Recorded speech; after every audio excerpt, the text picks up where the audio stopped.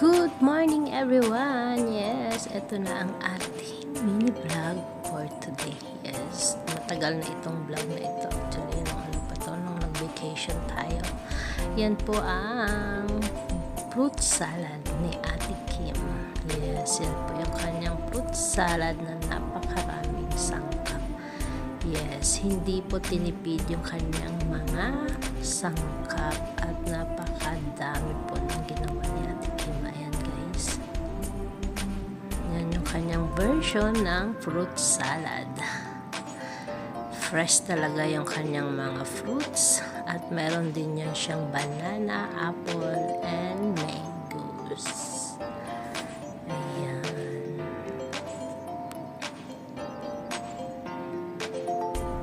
Super yummy po ang kanyang fruit salad. Ayan, at tayo po ay naghihiwa dyan at si Habi naman ang nagbibideo. Kaya, ayan guys, paikot-ikot yung ating camera. Kasi nga ay, sabi ni Ate Kim ay video daw natin kasi para meron din tayong pang content, diba?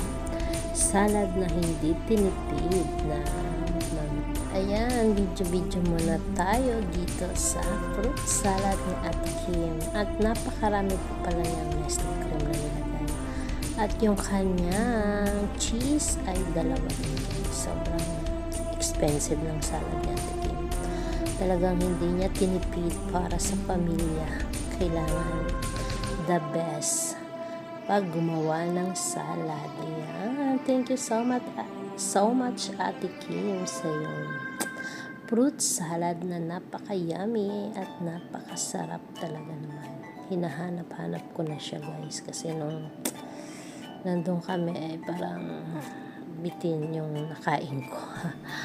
Pero napakasarap naman kasi kaya bitin yung ating kain ng fruit salad. Yes, thank you so much everyone. Ayan, I hope nag-enjoy kayo sa ating video na fruit salad. Yan po yung fruit salad ala Ate Kim. Ayan yung kanyang fruit. Sinum ko yan guys para makita nyo talaga yung sobrang creamy ng fruit salad ni ate. Ayan, talagang fresh yung ibang fruits dyan.